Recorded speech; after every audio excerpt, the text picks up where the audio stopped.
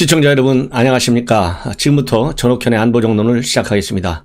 지금 시간에는요 제가 혼자 논평하는 그런 시간이 아니고 시청자 여러분들께서 잘 아시다시피 이제 내일부터 모바일 투표가 시작이 됩니다. 제가 보기에는요 이 국민의힘 선거 사상, 우리 이제 보수 야당 선거 사상 가장 중요한 당 대표 선거인 것 같아요. 오늘 여러분들께 모시고 싶은 분은 나경원 후보입니다. 그래서 여러 가지 생각을 잘 들어주시면 이번 투표하시는데 상당히 도움이 되실까 않을까 싶습니다. 그러면 나경원 후보님 전화가 연결됐는데요. 나 후보님 안녕하세요. 네, 안녕하십니까. 우리 시청자 여러분들한테 처음이신 것 같은데요. 네, 한번 네. 인사 한번 해주시면 어떨까 싶습니다. 예, 그동안 꼭 인사드리고 싶었는데 기회가 없었는데 오늘 너무 영광스럽습니다. 전옥현 안보정론 요새 굉장히 인기가 많다고 들었습니다. 네. 그 이유는 전 다른 것이 아니라고 생각합니다. 저도 원내대표 시절에 전옥현 원장님의 말씀을 정말 귀담아 들었습니다. 대한민국 전체를 통찰하는 그런 통찰력이 있는 해안과 그런 지혜로 정말 우리 사회가 갈 길, 대한민국의 갈 길에 대해서 잘 설명해 주셔서 감사드리고요. 또 이 안보정론을 시청하시는 여러분들이 역시 뜨거운 애국심과 그리고 뜨거운 나라 사랑, 물론 이 미래, 대한민국 미래에 대한 걱정을 하고 계시는 분들이라고 생각을 합니다. 이 자리를 빌어서 인사드리게 돼서 영광입니다. 우리 나 후보님, 제가 그렇게 좀 칭찬을 많이 해드리고 싶었었는데요. 제가 먼저 이렇게 칭찬을 받다 보니까 상당히 좀 당황스럽고 하여튼 고맙습니다. 열심히 하여튼 방송을 잘하겠습니다. 우리 나 후보님 생각과 그동안에 쭉 걸어오신 이 정치 여정을 보시면 정말 우리 국가 사랑, 국민 사랑, 그리고 특히 우리 당에 대한 사랑이 그 다른 어떤 정치인보다도 굉장히 크신 것 같아요. 그렇기 때문에 이번에 출마 아주 잘하신 것 같고, 지금 현재 굉장히, 본래 생각했던 것보다는 훨씬 더 치열한 지금 경쟁에 돌입하고 있는데요. 그동안에 쭉 선거를 지금 과정에 겪으시면서 꼭 우리 국민들 그리고 우리 특히 당원들 이런 분들에게 전해드리고 싶은 메시지가 뭔지 한번 말씀해 주시면 좋을 것 같습니다. 네, 사실 나라 사랑과 당에 대한 사랑으로 이번에 출마했습니다. 제가 출마 선언한 때 이미 소위 이준석 바람이 불기 시작했고요. 네. 제 지지율이 여론조사상 지지율이 이준석 후보보다 조금 처지는 2위로 된 때였습니다. 근데 이제 생각보다 이 바람이 엄청 크네요. 그 네. 이유는 사실 언론도 모두 이런 바람을 같이 만드는 부분이 있다고 생각을 하는데요. 그럼에도 불구하고 저는 이 바람에 대해서 우리가 맞을 준비는 해야 된다. 바람을 잘 품어서 우리 당이 바뀔 것은 바뀌어야 된다. 그런데 그것이 이번에 이 가장 중요한 당대표, 한마디로 전장의 장수를 뽑는 당대표를 뽑는 이 중요한 선거를 그 바람으로 인해서 잘못된 그릇된 그릇된 방향으로 가서는 안 된다고 생각을 합니다. 아시다시피 내년 정권교체 선거를 승리로 이끄는 가장 중요한 요인은 무조건 야권 단일 후보를 만드는 겁니다. 첫째도 둘째도 셋째도 야권 단일 후보를 만드는 건데요. 그렇죠.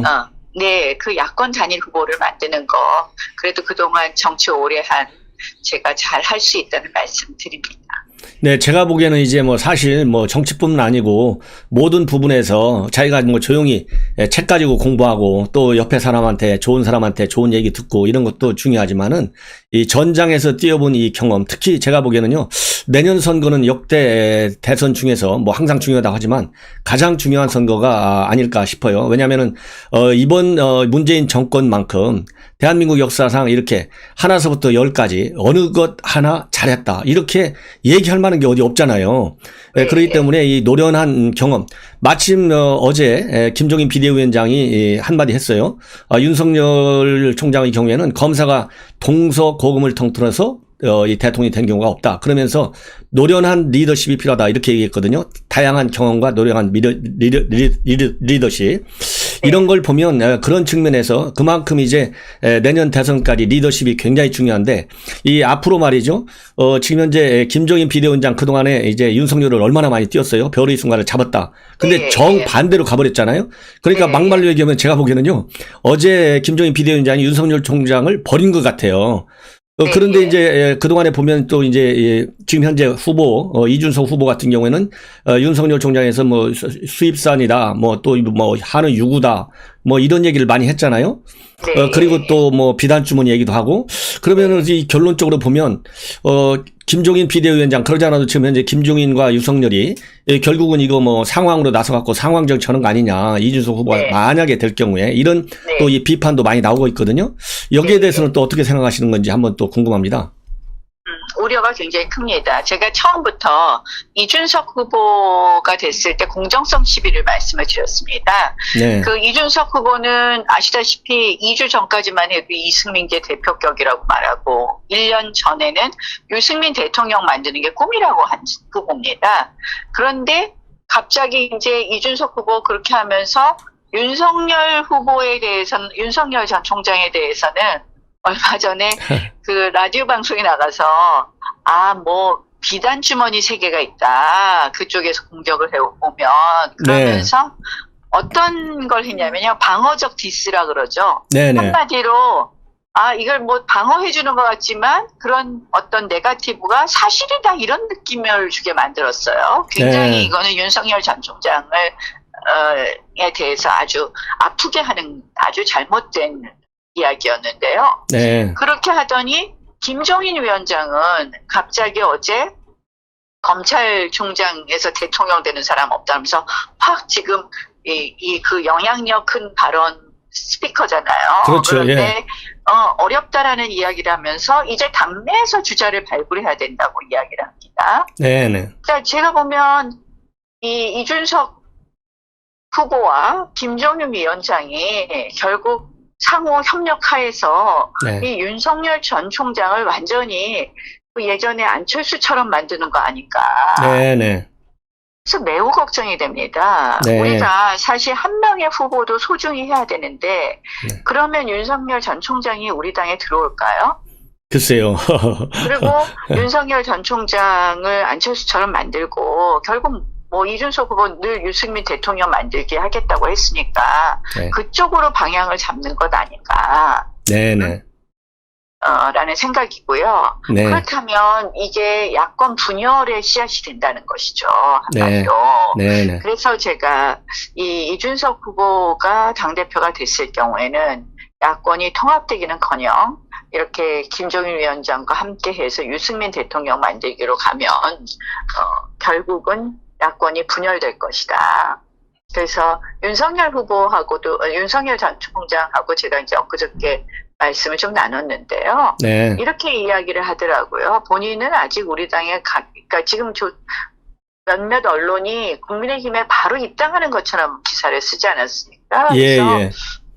여기에 대해서 공식적으로 아니라고 분명히 밝히기도 했고요. 윤석열 측의 입장이 나오기도 했었고 네네. 본인이 저에게 한 이야기는 국민의힘에 완전히 가기로 결정한 적 없다라고 이야기를 분명히 저한테 했습니다. 그러셨군요.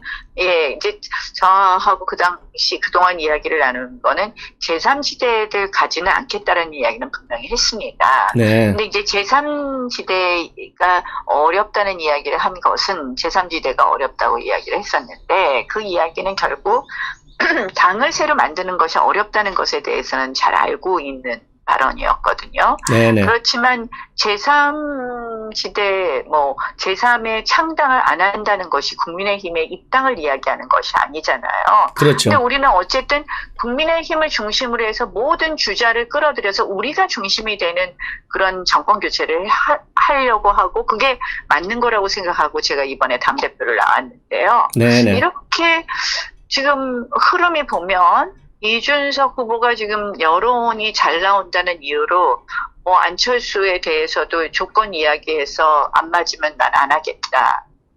그리고 김종인 위원장하고는 지금 이야기가 주고받는 것 보면 결국은 유승민 대통령 만들기로 가는 것. 이렇게 되면 윤석열, 안철수가 밖에 있는 상황이 되잖아요. 그렇죠. 그러면 야권 분열의 길로 가고 우리 네네. 중심의 정권 교체가 되겠느냐. 예. 한번 생각해 보세요. 예. 밖에 가장 유력 주자가 있는데 우리 안에서 일종의 후보만을 우리 안에 후보만 뽑았을 때 과연 우리가 이길 수 있을까요? 네네. 그리고 지금 국민들은요, 사실은 누구냐 이런 후보도 중요하지만 제일 중요하게 생각하는 게 뭐냐면 이 내년에 정권 교체해달라는 거거든요. 그렇죠. 문재인 정권이 연장한다는 거는 싫다는 건데 네. 정권 교체를 하려면 뭘 해야 되느냐. 네네. 자꾸 이런 프레임을 만들었어요. 그동안 언론이. 네네. 젊은 사람 잡으면 된다. 2030 잡은 선거가 이번 서울시장, 부산시장 선거 아니었냐. 그래서 젊은 사람 하면 된다고 생각을 하는데요. 네네. 그거는요. 젊은 사람의 지지를 우리가 받는다고 해도 분열이 되면 절대 이길 수 없다는 것이 지난번 2017년 대통령 선거를 보면 문재인 대통령 후보 득표율이 41.1%, 안철수, 홍준표, 유승민 후보 득표율 합계가 52.2%였어요. 예. 그때도 우리가 통합됐으면 이겼다는 거고. 그렇죠. 이번에 그렇게 국민들이 분노했지만 그럼에도 불구하고 민주당 박영선 후보가 가져간 표가 39.9%, 40%입니다. 예. 그러면 이렇게 확 견고한 40%가 있는데 우리가 분열된다? 절대 이기지 못한다고 생각합니다. 우리 안에 유승민 후보 만들고 밖에서 윤석열 후보 만들면 또 지는 거 아니에요. 정권 교체 또 안 되는 거 아니에요. 그렇죠.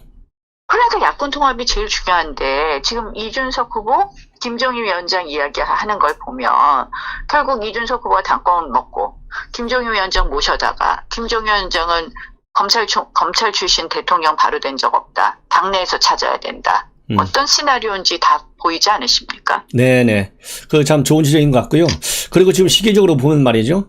유승민 전 의원이 그동안에 많은 또 이 활동도 해오고 또 SNS 활동도 열심히 한 건 사실인데 요즘에 이제 이 이재명 지사하고 굉장히 세게 붙었어요. 기본소득이 맞냐?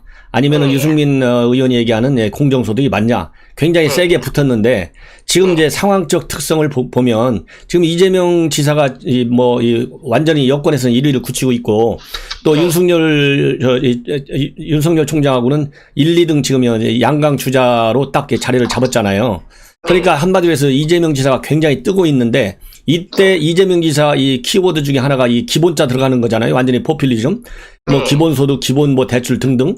그런데 이 기본소득을 가지고 유승민 의원이 집중적으로 때리고 있어요. 이 얘기는 결국 뭐냐. 이재명 지사가 이게 뜨니까 뜨는 사람 때리면 같이 뜰 거 아니에요? 네, 그러다 보면 그게 지금 현재 우리 나경원 후보님이 말씀하시는 대로 이준석 후보가 유승민, 이제 이 상황 정치를 할 거다. 유승민 개파인데 유승민한테 유리하게 가는 거 아니냐. 그러면 결국 유승민은 한쪽으로는 이재명 뜨는 거에 편승해서 또 뜨고 또 이준석 후보 뜨는 거에 또 뜨고 그러면 양날개를 잡은 거잖아요. 이것이 앞으로 이제 공정한 게임, 공정한 관리에 또 어떤 영향을 줄 것인지 상당히 우려된다. 이런 이 댓글들도 많이 와요. 그래서 유승민 이 계열이라고 하는 거. 그다음에 또 하나는 뭐냐면 그래서 여기에 대해서 유승민 개파. 그래서 이제 나경원 후보 같은 경우는 통합이다. 굉장히 강조하지 않습니까? 그래서 열차는 이제 추석 후에 출발하겠다. 상당히 좀 무난한 그런 이 코스를 생각하시는 것 같아요. 여기에 대해서 조금 더 추가적으로 하시고 싶은 말씀이 계시지 않을까 싶은데요. 지금 드리는 말씀이 첫 번째로, 두 번째로, 세 번째로 다 중요한 게 야권 단일화인데, 네네. 이제 이런 모델을 생각하는 것 같아요. 이준석 후보 측이나 유승민 후보 측에서, 유승민 전 의원 측에서는 이제 우리 후보 먼저 뽑고, 그러면 지난번에 오세훈 케이스죠. 네. 우리 당내에서 후보만 되면 야권 후보하고의 단일화에서 우리가 이길 수 있다. 이런 모델을 생각하는 것 같아요. 네네. 그런데 결국은 사실은 그게 성공하기도 어렵고, 그것이 이제 결국 야권을 분열시킨다는 거죠. 그러니까 지금 계속 이야기하는 게 뭡니까? 버스는 정시에 떠나야 된다고 이준석 후보가 그러잖아요. 예. 그러니까 우리 당내 후보 갖고 먼저 하자는 거거든요. 예. 그게 바로 오세훈 모델을 생각을 하는 건데 지금 오세훈 때는 안철수가 처음부터 단일화 하겠다 그러고 안철수만 밖에 있었는데 지금 안철수, 윤석열 둘이 밖에 있습니다. 그렇습니다. 그러면 안철수, 윤석열이 손잡는 거 한번 생각해 보세요. 그러면 우리 당은 이 일종의 앞으로 정권 교체에서 주도권을 갖지 못하고 괴멸되게 되는데요. 네네. 이제 중요한 거는 저는 지금 정권 교체를 했을 때 왜 우리 당 중심으로 해야 된다라고 말씀을 드리냐면 어쨌든 우리는 보수의 가치를 가지고 온 정통성이 있는 야당입니다. 예. 근데 이 우리 당이 그래도 그동안 이 가치를 견지할 수 있었던 건 당원 동지 여러분들이거든요. 네네. 당원 동지 여러분들은 보수의 가치, 자유를 중시하고 시장을 중시하는 이 가치가 대한민국의 미래를 담보한다고 그동안 지지해 주신 거예요. 대구, 경북, 영남의 당원 동지 여러분들이 그렇게 생각해 주신 건데 이런 과정을 거치다 보면요. 한마디로 대한민국의 정통 보수 야당은 없게 된다. 저는 네. 이렇게 봅니다. 네네. 실질적으로 지금 이제 당을 이끌겠다는 이준석 후보의 철학에도 저는 굉장히 우려되는 부분이 있어요. 네네. 그래서 사실은 이 보수 정당의 뿌리가 튼튼하지 않는 가운데 정권 교체가 이루어질 수도 있고 또 그런 방법으로 지금 야권이 분열되면 정권 교체는커녕 이 보수 정당의 뿌리가 흔들리는 과정이 될 거라고 생각을 하는 겁니다. 네네. 그래서 걱정된다는 말씀드립니다.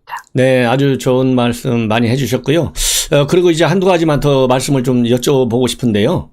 또 지금 방금 이제 말씀드렸지만 이제 야권의 분열도 중요하지만은 어쨌든 간에 뭐 중도가 중요하다. 물론 중요하지. 언제든지 뭐 중도도 중요하고 보수도 중요하고 진보도 중요한 거 아니겠어요? 그런데 이제 정치 이념적 사상적 측면에서 보면 큰 틀에서는 이제 그 좌냐 우냐 보수냐 진보냐 이렇게 되잖아요. 근데 이제 과거에 이준석 지금 현재 후보 여러 가지 발언들을 쭉 보면 이제 비판하는 쪽에서는 과거에 김근태, 이정희 이런 사람들을 하고 굉장히 가깝게 지냈다. 그리고 노회찬 빈소에서도 아까도 잠깐 하셨지만은 또 통보까지 하고 이런 적도 있다. 그러면서 이게 좀 이 정치 이념적으로 보면 우리 당의 스펙트럼하고는 좀 많이 차이가 있는 거 아니냐 이런 거를 우려하는 목소리도 상당하거든요. 네. 그래서 사실은 뭐 예전에 보면 존경하는 정치인이 이정희, 노회찬, 김근태 이렇게 나오니까 아니 우리는 선택하지 않잖아요. 아니 거기에 우리 쪽 정치인이 한 명이라도 있으면 제가 이야기를 안 하겠는데 네. 전부 저쪽 정치인들이 열심히 일해서 좋다고 하니 우리 쪽 정치인들의 이 이념에 동의를 하는 건지 아무리 열심히 해도 이제 뭐 이념과 가치로 나누냐 이렇게 발언을 했던데요. 네. 뭐 납득이 안 되죠. 예. 그리고 이제 뭐 다 아시는 거지만 이제 시대 정신이 많이 이제 바뀌고 있다. 그러면서 시대 정신만 바뀌는 것이 아니라 이제는 세대 교체가 굉장히 중요한 이제 키워드로 등장하고 있는 이제 그런 상황이라고들 평가하지 않습니까? 근데 저도 솔직히 나이가 좀 죄송하지만 6학년을 넘어갔는데 이게 세대 교체 하면 이제 물리적인 신체적인 그런 세대 교체에만 너무 우리가 많이 빠져 있는 것 같아요. 그래서 이 세대 교체의 의미를 이제는 다시 생각해야 되는 거 아니냐. 특히 정치적으로 본다면. 그래서 이 세대 교체, 공정 이런 개념에 대해서 우리 나경원 후보님의 경우에는 어떻게 생각하시는지 한번 말씀을 해주시면 좋을 것 같습니다. 그 세대 교체 바람이라든지 이런 부분에 대해서 저도 당연히 잘 담을 생각은 하고 있습니다. 근데 이 세대 교체를 왜 이렇게 띄우느냐. 저는 일부 언론의 잘못된 판단과 지금 민주당이 이 세대교체 바람에 대해서 엄청 박수치고 좋아한다고 하는 이야기를 들었습니다. 네. 그러니까 일부 잘못된 언론과 그다음에 민주당 측이 다 관심이 있어서 이게 더 돌풍처럼 됐다고 생각을 하는데요. 네. 우리가 2002년에 지방선거하고 대통령 선거를 잘 한번 보시면 좋을 것 같습니다. 그때 이회창 후보가 나왔을 텐데요. 이회창 후보가 두 번째 대선 도전할 때죠. 네. 2002년 6월에 지방선거가 있었고 12월에 대통령 선거가 있었습니다. 6월 지방선거에서 우리가 압승을 하는데 12월 대통령 선거를 지고 말아요. 네. 그러니까 6월 지방선거는 정권 교체의 선거였어요. 네. 그래서 당연히 사람들이 DJ 대통령 시절의 정권 교체에 대해서 열망했기 때문에 당연히 이 정권 교체가 되었습니다. 근데 그러니까 지방선거에서 압승을 했죠. 그러니까 민주당이 이 선거 프레임을 바꿔요. 어떻게 프레임을 바꾸냐면 이 선거 프레임을 노무현 후보를 띄우면서 낡은 것과의 결별, 일종의 정치 세대 교체를 얘기하는 거예요. 네네. 그래서 이해창 총재가 낡은 것으로 되면서 선거를 지고 말았거든요. 네. 그러니까 이 프레임을 정권 교체 프레임에서 일종의 낡은 것과의 결별 프레임으로 가면서 이 논점이 흐려지는 거죠. 이 선거의 중요한 논점이. 네. 근데 이게 지금 그런 바람을 불고 올 수 있는 부분이 있습니다. 그래서 제가 그 부분도 우려한다는 말씀을 드리면서, 네. 실질적으로 이 세대 교체가 되어도 좀 건강한 세대 교체가 되어야 되는데, 네네. 제가 이제 이준석 후보의 발언이나 그동안의 여러 가지 행적을 보면, 네. 우리가 정말 신뢰할 수 있는 세대 교체가 될 것이냐. 네네. 예컨대, 최근 한 달 동안 엄청 인기가 있었어요. 네. 그게 뭐냐면 이 페미니즘, 반페미니즘을 이용해서 한마디로 갈라치기를 해서 남자들의 어떤 분노를 받아낸 것이 그 시발점이거든요. 네네. 그러니까 이 갈라치기 정치를 했는데 그러면 이것이 궁극적으로 이대남이나 2030의 건강한 지지를 계속 받을 수 있느냐. 네네. 하나 하고 네네. 두 번째는 극단적 실력주의를 주장하는 부분이 있습니다. 네네. 그러니까 요새 뭐 지방의원도 다 시험 봐야 된다 그러고 예. 그리고 뭐 예. 지금 이 실력에 따라서 하자 그러면서 예. 사실은 모든 할당제는 폐지해야 된다 이렇게 얘기를 합니다. 네네. 근데 이제 본인은 사실 그 특혜를 엄청 받은 사람이거든요. 네네. 예컨대 작년 공천도 뭐 퓨처 메이커다 해갖고선 갑자기 청년 몇 명을 전략 공천을 줘요. 네네. 그래서 거기서 열심히 몇 년 동안 진짜 광화문 집회에 열심히 나온 그 당협위원장은 쫓겨납니다. 네네. 근데 본인은 그 특혜를 다 받아놓고 지금 와서 공정한 뭐 경쟁이 돼야 된다면서 극단적 실력주의를 이야기를 하는데 네네. 이제 이건 본인 사다리 걷어 차기인데요. 사실은 네. 우리가 출발선이 다른 경우에는 그 출발선을 맞춰주는 것이 우리가 아주 필요한 곳에 있는 것이 할당제라는 제도 아니겠습니까? 그렇습니다. 여성 정치도 2000년까지는 우리 국회의원의 5%가 여성 의원이었는데요. 네네. 여성 비례대표 할당제 이후에 지금 이제 20년 만에 20% 가까이 늘어났습니다. 그래서 이런 할당제를 무조건 막 극단적으로 전부 폐지하자. 네네. 뭐 이런 극단적 주장이 결국 우리한테 건강한 지지를 계속 머물게 할 수 있을까 하는 그런 걱정이 됩니다. 네네.